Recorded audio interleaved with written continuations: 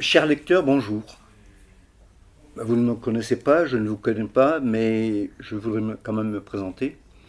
Donc je m'appelle Bernard Lagarrigue, j'ai été journaliste pendant 40 ans, un journaliste un peu nomade. Tout a commencé à Strasbourg à l'école de journalisme, puis c'est continué à Chamonix, puis à Chambéry, puis à Grenoble, et enfin à Montpellier. Montpellier où j'ai travaillé pendant près de 15 ans à France 3 à Languedoc-Roussillon, et où j'ai présenté le journal. Mais nous ne sommes pas là pour ça, nous sommes là pour mon dernier roman, le quatrième, qui se nomme Louise par une nuit d'été. Peut-être penserez-vous que, vu les circonstances, les anniversaires, ce roman qui se passe entre le mois d'août 44 et le mois de septembre 45 est un roman de circonstances, pas du tout. En fait, je l'ai écrit il y a 5 ans, alors que j'écrivais mon second roman. J'avais besoin d'une pause, donc j'ai écrit autre chose. Le second roman, c'était Il n'y a pas de geste minuscule. Revenons à ce quatrième roman. Donc, je vous le disais, il se passe au moment de la libération de la France. Le débarquement de Normandie a déjà eu lieu, le débarquement de Provence se prépare, et les troupes d'occupation refluent vers le nord. Et pendant cette retraite, de nombreuses violences sont exercées contre les maquis qui essayent de ralentir cette retraite. Et donc de nombreux actes de sauvagerie, on en a souvent parlé, par exemple les pendus de Tulle ou Oradour-sur-Glane, mais dans tout le sud de la France, il y a des maquis qui sont exterminés. Et c'est sur cette histoire-là que se construit l'histoire de Louise. On commence par la résistance armée.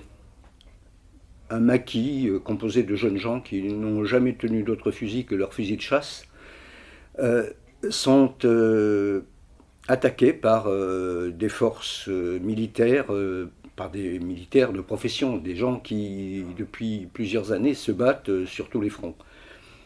Et plusieurs sont tués au combat et les survivants sont fusillés à la mitrailleuse. On peut dire, comme c'est en plein été, qu'ils ont été moissonnés comme des blés durs.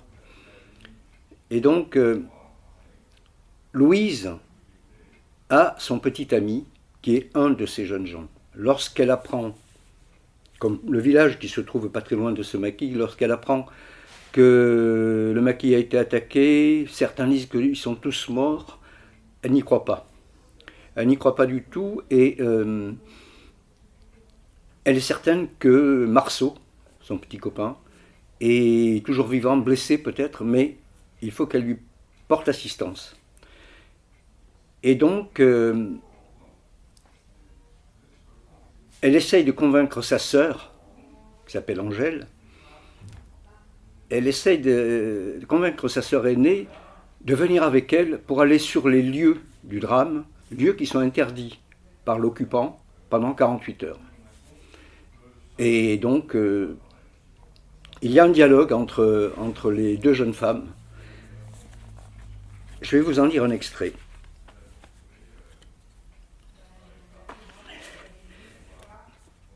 Angèle, il faut y aller, on doit être sûr. Louise n'avait pas levé les mains du clavier, ne s'était pas retournée. Sois raisonnable, Louise, pour une fois. Le couvre-feu, toutes ces patrouilles. C'est impossible, un suicide. Ils tireront s'ils nous surprennent. Il n'est que blessé, il aura réussi à s'enfuir et se cache quelque part dans les collines. Il ne peut pas. Il est toujours en vie, il a besoin d'aide. Moi j'y vais. Viens avec moi, Angèle, s'il te plaît. Le piano avait cessé de chanter. Louise, tu déparles, tu es totalement inconsciente, ou pire, tu n'as plus ta tête, folle alliée. Tu les as entendus comme moi, le père, Kléber, Antoine et même le curé. C'est interdit, interdit. Il y a des affiches sur tous les murs du bourg et des environs. Si tu viens avec moi, personne ne trouvera rien à redire. Personne, pas même Kléber. Il t'aime bien, je l'ai remarqué. Et toi aussi, tu l'aimes bien. Ne fais pas celle qui ne comprend pas. Si c'était lui qui était là-haut, tu n'hésiterais pas à braver ces sauvages. Elle n'arrive pas à convaincre sa sœur. Et donc, elle fait comme si. elle acceptait le fait qu'il ne faut pas y aller. Donc elle va se coucher.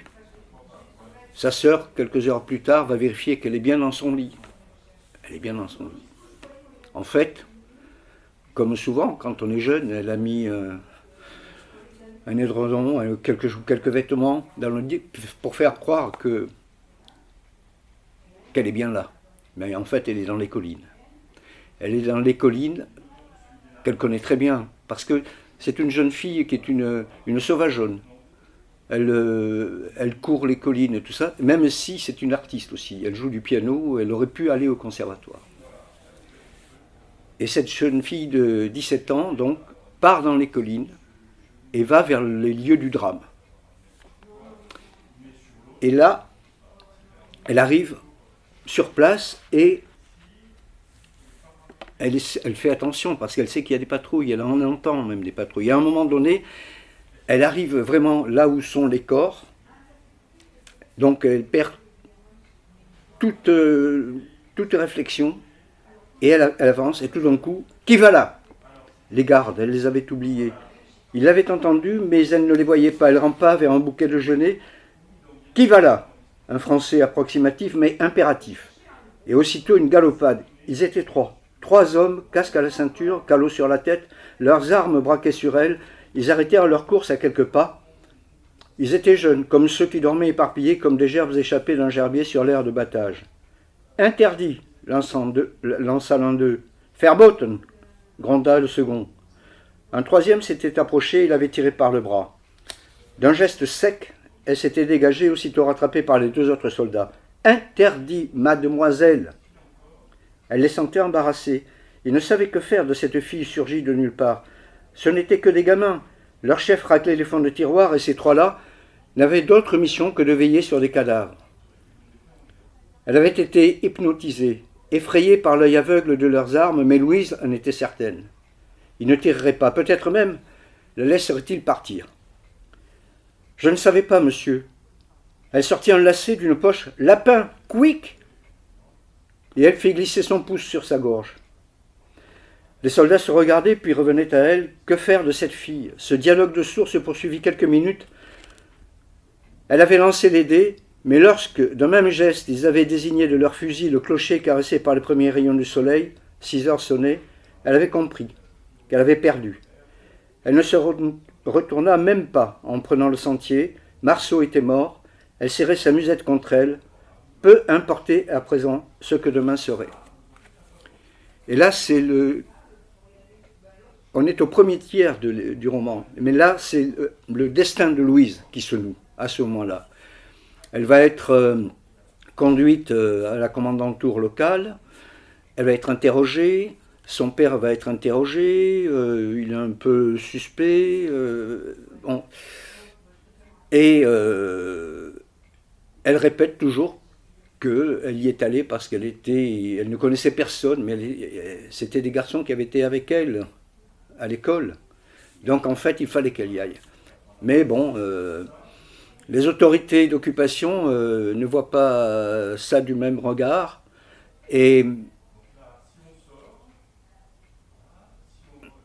Et au bout de quelques jours, il s'enfuit. C'est une horde qui part, alors à cheval, en voiture, à pied, dépenaillée. Et elle est extraite de sa prison qui est son ancienne salle de classe, de quand elle était à l'école primaire. Elle est extraite de cette prison et elle s'en va. Je ne vous en dirai pas plus, hein. Mais l'histoire s'achève donc en septembre-octobre 1945, c'est-à-dire la libération des camps, à la fois les camps de la mort, où ont été gazés des millions de juifs, et les camps de la mort lente, où ont été internés des résistants au régime, et qui meurent d'un travail forcé. Je ne vous dirai pas quelle est la fin, mais peut-être aurez-vous remarqué ou remarquerez-vous que ce ne sont pas des parties, ce sont des chants. Donc il y a une référence un peu à la tragédie antique. Voilà. J'espère que vous prendrez plaisir à lire ce texte. Louise, par une nuit d'été, paru aux éditions Domens.